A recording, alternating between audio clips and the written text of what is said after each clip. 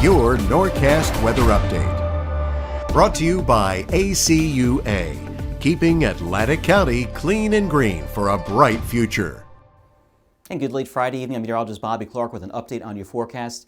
Thank you for joining me this evening and for the rest of this weekend. Appreciate that as always. Temperatures across the region itself, it's muggy out there. Temperatures right now across the eastern seaboard, mainly in the 70s and 80s, though if you head up to the Adirondacks, it's 59 right now in Binghamton. And of course, along the shoreline with that southeasterly flow coming in at the moment, turning more south as we head, I think, overnight tonight on into tomorrow morning, bringing a chance of maybe some patchy areas of fog across most of the region, but mainly across the areas along the coastline itself. So for tonight, some clouds, some fog, muggy and humid out there. Temperatures dipping back into the low 60s along the shoreline.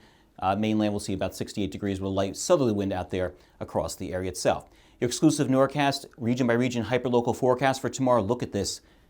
Right into the 90s. Man, we can't win at this point. We go from 50s and 60s up to the 90s. Yep. I mean, I guess it's been typical for the last, I would say, probably 5 years. If we look at records, that really we have no spring out here.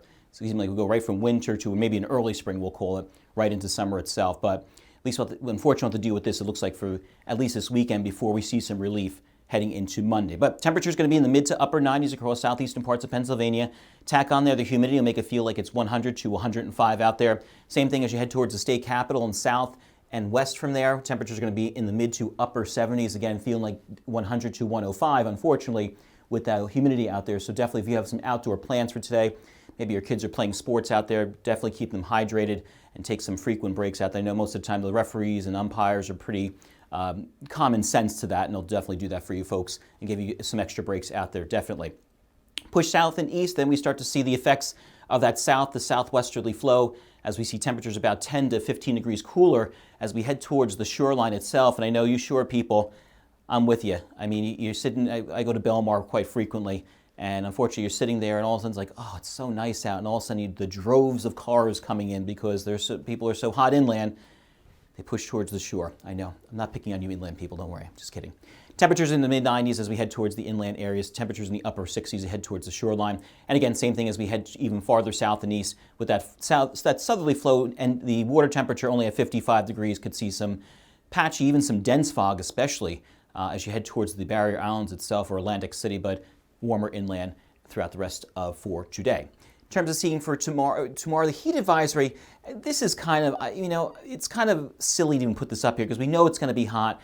We know what the situation is at this point, but, it's just common sense to know that the different counties that are not here, even though you're going to be in the 90s, it won't be as oppressive. I mean, 97 degrees is 97 degrees. I know what you're thinking to yourself. What is he talking about? But in terms of the advisory criteria versus a non-advisory criteria, it's just silly. It's going to be hot inland, cooler along the shoreline. So I'm not quite sure what the big deal is per se of having a heat advisory out there, but it's just common sense that obviously the more woodsy areas and the more trees you have, the less chance of seeing any kind of major heat in terms of that oppressive heat out there. What I mean by that is you head to Philadelphia, Camden, you go to Trenton, New Brunswick, Newark, Elizabeth.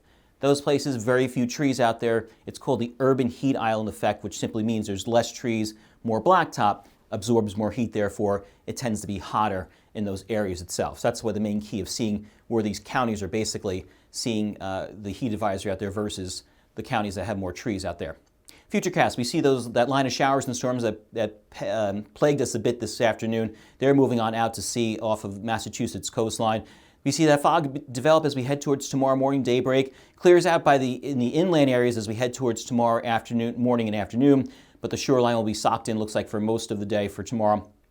As we head into tomorrow night on into Sunday morning, again, similar situation. Will be muggy, will be humid. Chance of seeing some patchy fog out there, especially along the shoreline. And then we start to see this front that's moving out of the Great Lakes. That's going to move its way on into the east. It looks like it will reach us probably around the later afternoon, early evening hours, and we'll spot some showers and some storms potentially, but it kind of loses its moisture as it heads towards us. So that's some good news, but at least the good news out of that thing will be the fact that we get some relief in terms of seeing temperatures much where they should be this time of year and less humidity.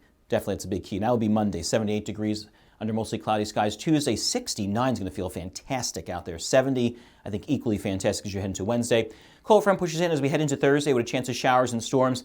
And we start to warm up just a bit on Friday, but then I think another front pushes on through here as we head into Friday evening, weaker one, but it will bring our temperatures down. And then another cold front as we head into Sunday night on into early morning temperatures right where they should be for this time of year. Have a great night, everybody. I'll see you tomorrow morning.